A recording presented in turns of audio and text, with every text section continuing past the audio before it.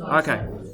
Now, guys, as I said, with half the class out on excursion, they're going to get an email. Everyone's going to get an email with a link to this video, and they're just going to have to watch it and copy all of the stuff into their booklets. Okay? We've only got like 3 weeks left, so we've got to get through the course, get ready for the test. So, we looked at specular reflection, nice sharp images, that's for a nice smooth surface, but then rough objects are rough.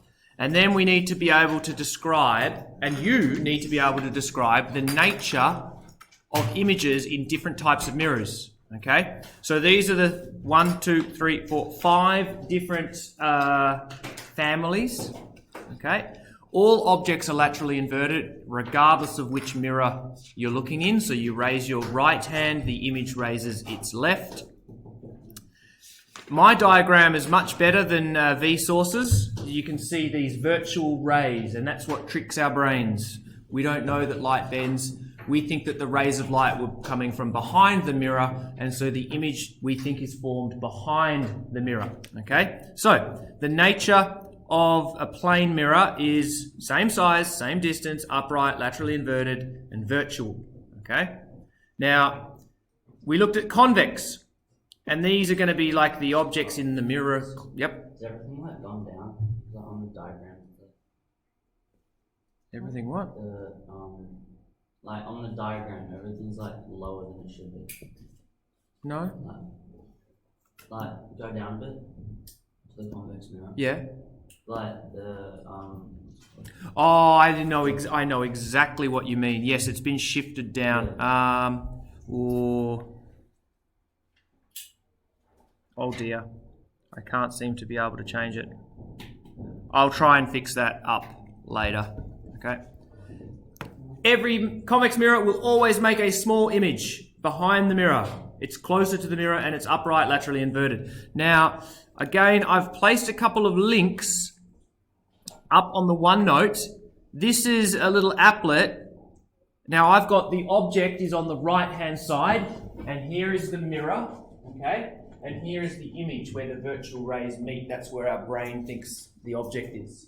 Now what it's done is it's traced 1 ray, 2 rays, and 3 rays. There's 3 rays, those 3 lines between the object and the mirror. Those are just 3 rays of light that are approaching this curved surface. Snell's law works, so that you draw in the normal, the angle of incidence equals the angle of reflection. And you can see, no matter where we put the object, the image is always smaller. And the image is always behind the mirror, and it's always upright, and it's always closer. Okay? So no matter where I put the object, if I put it at 8, then the image is at 2 and the image is at 3. Okay? If I make the object bigger, the image gets bigger, but it's always diminished. Okay? So this little applet is showing us, no matter where we put the object, the nature of the image doesn't change. Okay? So, this gives us a wider field of view, which is why it's used in convenience stores and banks and on blind corners of roads. You sometimes have one of those that you can look into and you can see around the corner. Okay? So it increases your field of view. Now, concave mirrors are a little bit trickier. Okay? So far we've done plane mirrors, we've done convex mirrors, concave, trickier. Now, by the way I remember concave, and At like you to as well, is that think of the entrance of a cave. If you were to sit at the entrance of a cave, it curves inwards. All right? So that's how I remember it. So if I'm going, all right, this mirror, no, that's not the entrance of the cave, that's convex. The mirror at the back of the classroom, that looks like the entrance to a cave. No, please don't. Why are you talking, Ashley? Thank you. That looks like the entrance of a cave. Okay? So remember that, because we're going to look at lenses after. We're looking at mirrors now, and then we're going to go to lenses, which are bits of transparent glass or plastic. So, We will, because there's not many of us, we will go and have a look at the nature of the image in that back mirror. But for now, when you are close to the mirror, we're looking at this term focal point. So let's just understand what focal point means. Can we get to the next page? Okay. I would like us to figure out what a focal point is. So could you please draw, as best you can, a concave mirror, and we're going to draw in parallel rays of light. So we're going to draw 1, 2, 3, 4, and 5. Okay? Try your best to draw them nice and equally spaced apart. I might put him down a little bit.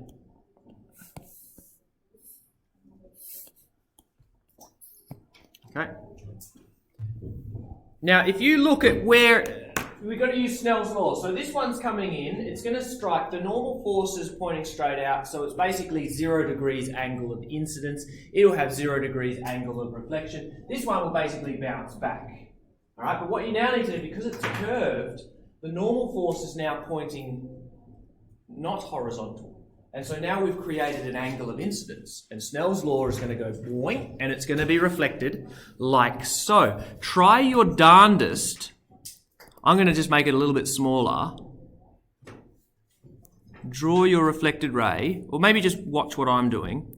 Now, that ray meets there, this ray meets there, this ray meets there, and that ray meets there. There is a point where all of the rays meet, okay? And that's called the focal point, okay? Don't know how I'm going to label this now. That's called... Would that center one just bounce straight back off the normal mirror? Would that center... Yeah, it bounces straight back, so I can't really write it or draw it. And so this mirror back here has a real focal point. What that means is if I went out into the sun and pointed this up at the sun, right, there would be a point, oh look, hang on, this works. Let's take the light from our sun, which is the group. There should be a point where all of the light focuses itself, okay?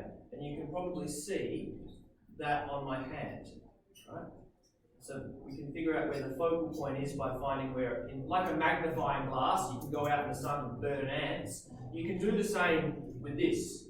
The sunlight is really powerful, and if you've got a really nice, well-produced mirror, this one's not nice because it's made of plastic, but you can get really nice ones that have a really fine focal point, and you can put stuff there and it'll start smouldering and burning.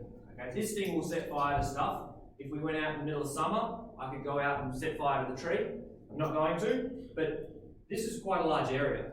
And sunlight, when it hits the surface of the Earth, every square metre, which is about the size of your table, every square metre gets about 1,000 joules of solar energy per second. It's about 1,000 watts per square metre. So let's just pretend I have half of a square metre here. I'm getting about 500 watts of solar energy. So if I place something here, all of the 500 watts is going to be focused in a very small area. So you can burn marshmallows and you can set fire to stuff. Yes? The bigger the disc is, will it be like hotter? Absolutely, yes. The larger the disc, the greater, the more amount of light that you can focus into a small point. Yes? So now when you reflect it with the light, would that be like a point, will it be exactly halfway between the light and the mirror? Well, it depends on the curvature of the mirror. Okay? So if the focal, if this was a tighter bowl, it would have a smaller focal point. Yeah. If it was a very gradual sloping curve, then the focal point would be further away. Okay? We can find out where the focal point is. As I said, we could go out in the middle of summer and we could move the mirror away, and wherever the thing starts burning, the distance between the burning and the mirror, that's the focal length, the distance to the focal point. But here's the thing. I need you to appreciate that concave mirrors have a real focal point. Oh.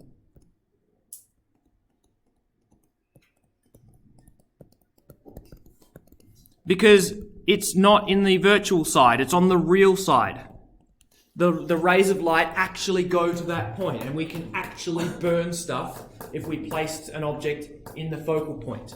Yes? The disc's more like that. It's like a smaller focal point. Will it get like hotter?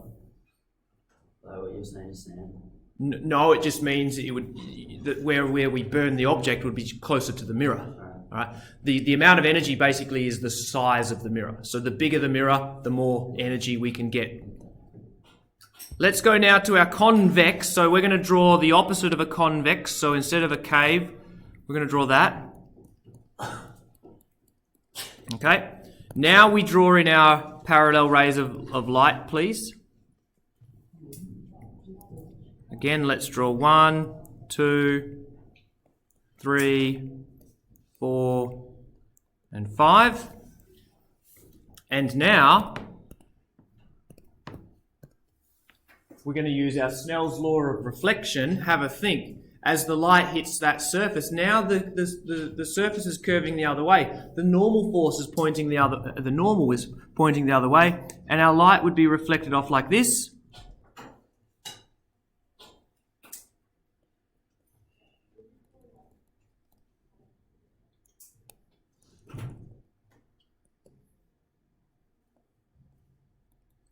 Okay, and hopefully, that one's not the best. Let me just redraw that.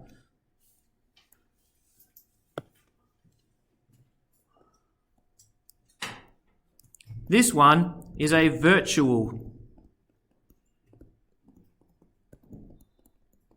focal point, because remember, we're behind the mirror. Virtual versus real. All right. So again, it appears like the light was coming from behind the mirror. Okay. So this is not a real point. Okay. There is nothing behind the mirror, but it has a virtual focal point, and you can measure it by how the light scatters away. Now, one last thing is, on these two, we can call concave mirrors, they are converging because the light comes together. It is brought to a central point.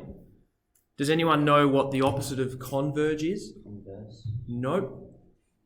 It's true. I don't know if you learn it in English or... Huh? To go away means to diverge.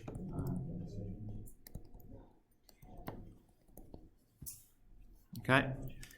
We'll look at this. It'll make, again, more sense when we look at lenses. You can have a diverging lens where the light bends away, or you can have a converging lens, like a magnifying glass where you can go out in summer and burn ants. That's a converging lens because all of that energy is converging onto the ants and they perish. So I thought everyone now knows what a focal point is. So let's go back to, here.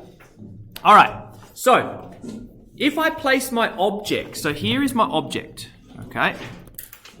And you can tell it's the object because we're on the real side of the mirror. Okay. Here's my object. Our image is over here. Okay. And I reckon... no. Why did my keyboard come up like that? Now I've just lost half of my screen. Go away, keyboard. Thank you, keyboard. Let's go to the applet, and I'm going to place my object over here. Ooh, whoa. Okay, here we go. Look. So, you can see now, I'm on the object's on this side. All right. Here's my mirror. If I'm on this side, I'm looking at a concave mirror. Here's my object. Here's my image. Okay. Now, we should be able to get some of the nature of that image just by looking at that ray diagram. What do you reckon? What can we say about the image, the nature of the image? Yep. Bigger inside. Yep. So it's magnified. What else? Yep. Virtual. Good. Virtual. But it looks like it's behind the mirror. What else? Yep. Further away than that one. Yeah, further away. All mirrors are laterally inverted, so we can add that. And then there's one more. Upright, very good. Okay. Now, what we've just shown here is sometimes referred to as a vanity mirror. So, if you want to put your makeup on, your lipstick, a little bit of foundation, do your eyelashes, you're going to hold. Now, Nick Tomlinson, you're going to be doing your makeup. Ready? Turn around. Oh. Now, are you Oh, let's see that. all right. Now, does he look big? Yeah. Okay. No, well, for you. No, just look at Nick. Don't look at you. Look at Nick. Oh, you Nick. see I can't see Ben. All right. Can you see Nick? I All can't see me. I can't see anything. right. Oh, Okay. So when when Nick places his object between the mirror and the focal point, he will see. Will you see? Have a look. He will see a large, upright, magnified image. All right, so he can then start putting on his lipstick. What? Now I just see a There we shirt. go. Brush your teeth. Comb your beard. Okay. Cool. Now, It's upside down. That's tricky. some of you are saying upside down because you were not looking at the object between the focal point. You were looking at yourself. You were outside the focal point, and this is where weird stuff happens. So, when you're at the focal point, the light rays don't appear to converge. I'm going to show you the app because this will explain it. Have a look. I'm going to drag the object towards the focus. Here we go. Let's zoom in a little. Oh, Jesus, too much. Have a look. Here we go. Look what happens to the object. It's getting bigger and bigger and bigger and bigger and bigger and bigger and bigger. And it's now gone. It's disappeared. Doesn't exist. It's now an infinite distance away from the mirror. It's infinitely large. It does not exist. There is no image. Okay? So if we go to when you're at the focal point, there is no image. Okay? Because to find out where the image is going to be, we have to go, well, where are these rays of light meeting? And if they're now travelling parallel, then they're never going to intersect, and so an image is never going to form. Okay? Now, lastly, let's go back to the applet. Something strange happens when we go from inside the focal point to outside. Look what happens. Ready? So we've got our image on the right side, then there's no image, and then... What? It's upside down. What? What? It's behind me. And then, hang on, now, at twice the focal point, it's where I am upside down. And then, hang on. Look where it is now. It's in front of the mirror. It's upside down. So some of you saw an upside down image. You were looking at yourself at this scenario where you were far away from the focal point. You saw an upside down image. And it looks weird. I'm going to get, in just a moment, you're all going to go up and have a look at your image as you walk away from this mirror. But let's just put it down to here. Oh, why did I not draw in a diagram? That's a bit strange. I'm just going to very quickly draw in a diagram. Here's my... Oh, geez. That's not a good principal axis. There we go. When you're far away...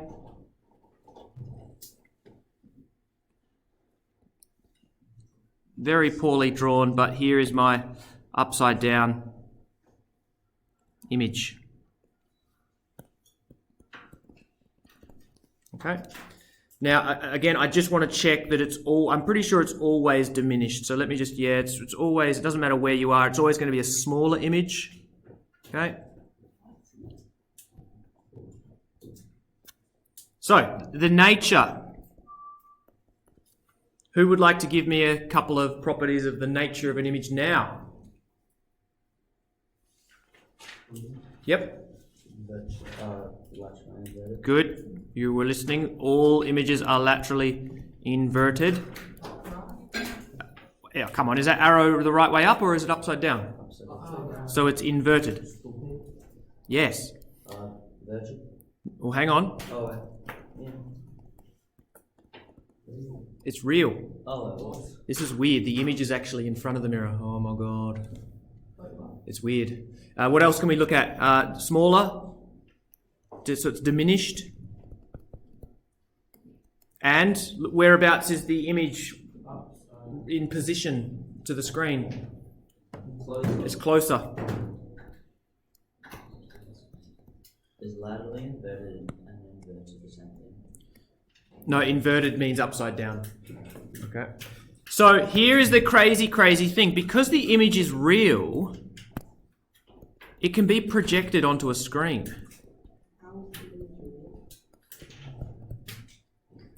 Mitchell, did you just get out of your seat? Yeah. Good. I need a volunteer. I'd like you to go outside. You're not in trouble. Bye-bye. You're not in trouble. Si, senor. We're going to get Mitchell in just a moment. I'm going to project Mitchell's image onto a screen because he's going to stand outside, far away from this focal point, which is about a metre. And we're going to turn the lights off so that there's not much background noise light. We want to just get light from outside. So, Mitchell, if you could go outside and stand in front of the stairs or even on the stairs and see if you can wave, and let's see if we can project Mitchell's image. Alright, out you go. Onto the glass. Onto the curtain. Oh. Okay, let's go. What? Hang on just a second. Hang on, keep going, hang on.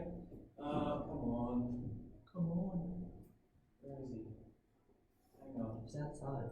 I know, but I'm trying to Let's see. Where is he? The oval.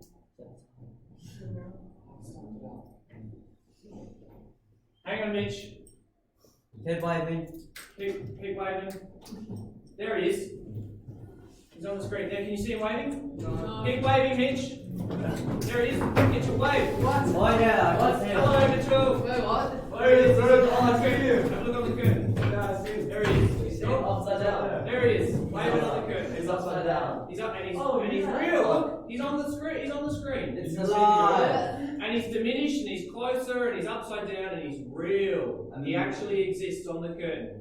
Alright, cool. Come here. Come here. Does anyone else want to go outside? Me. So Mitch, go. Alright, Ash. Oh, hang on, Ash. Hang on. Mitch, just so you know what you're looking at, Ash can go onto the stairs. Ash, don't stop it off. It took me a while to find Ash, so there he is. Can you see him on the curtain? Waiting. Just there. Alright, so that's what we're looking at. Wait, you're not Mitch. Alright, in you come. I can see myself as gangster. Alright. Doesn't judge. Excellent. I look sexy. So, What's that snap? that's a cool thing, Ashton. Whoa. You can project it onto a screen, and it's real. Now, here's the next thing. Shh.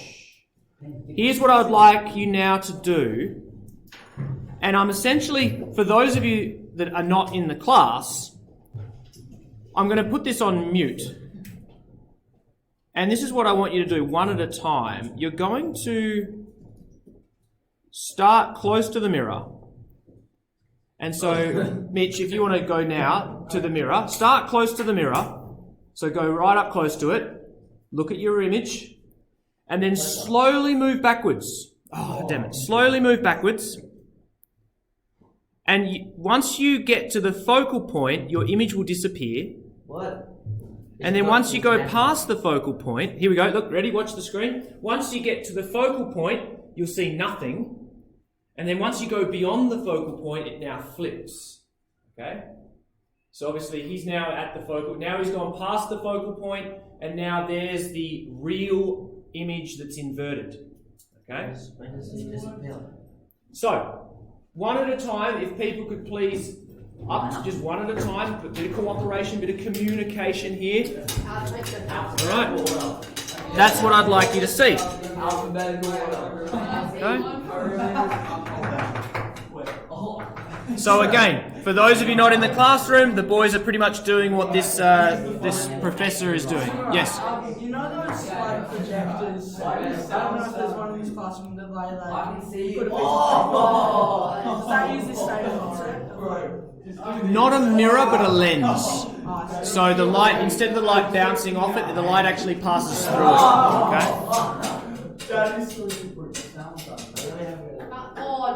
This very spot. There's also another spot that's important for mirrors, and that's twice the distance center of curvature. So guys, And watch so this. we can see all this in motion by just setting this pendulum. All right. So there's. Alex, you idiot! Put it on the table. There we go. That's the. It's not really working on the screen, but it's working on the screen. Oh, what's up, buddy? Yeah, wait, it's so good. Guys, I'll full screen it for you. This is what I was trying to show. It's just a pendulum going inside the focal point, outside the focal point, inside the focal point, outside the focal point. Ready? That's so cool. So it's upright and virtual, then it's inverted and real. Upright and virtual, inverted and real. Vsauce guy said no matter how far you went back away from the mirror. It's like 80 but obviously that's getting bigger. Oh, because but no, if the object, if the ball was looking at itself in the mirror, it would always see the same size. But we're not. We're at the same spot as the object. Okay. All right. 13 minutes. Wider mirrors. Flip.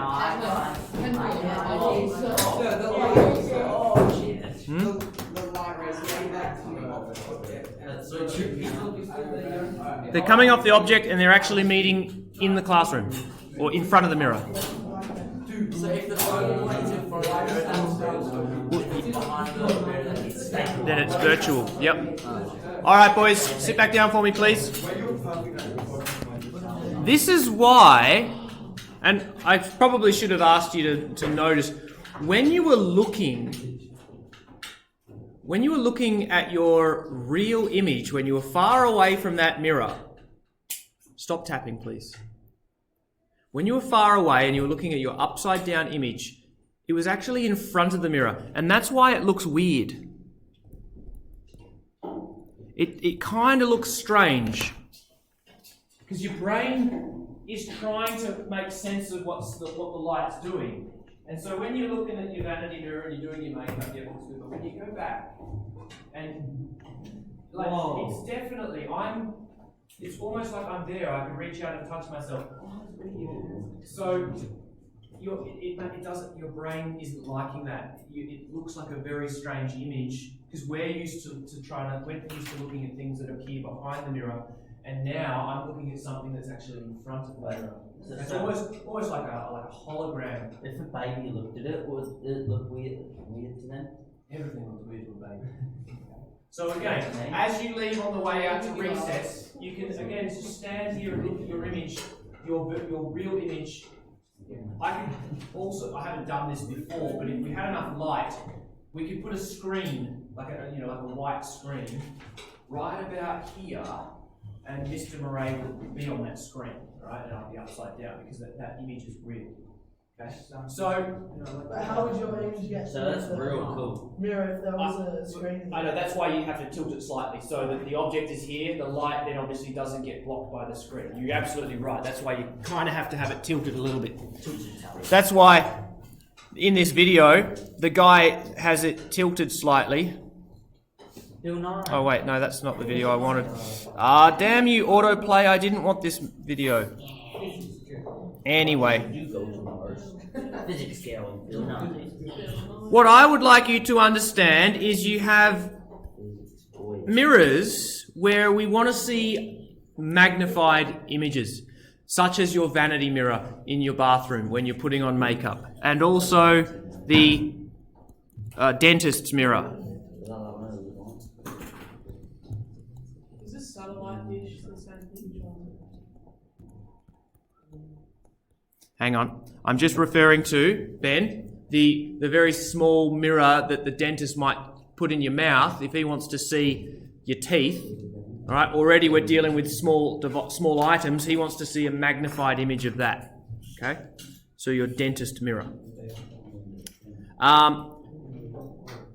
In terms of applications for this, there are applications in telescopes.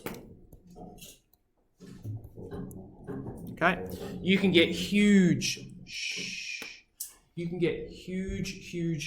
mirrors that are like 10 meters, 15 meters wide, that are in very large telescopes, optical telescopes, so they're looking at light that's coming in from very, very far away objects. Okay, so we're talking galaxies and stars, all right? So if a star's really, really far away, then the object is still going to be projected onto a screen. So obviously that might be where you want to look at your star or your galaxy. So there are applications for the different spots or different positions of the object relative to the screen.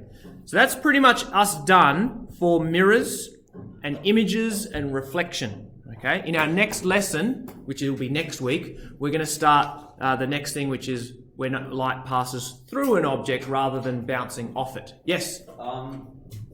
If someone was on the moon and used a telescope, do you think you could see them? No.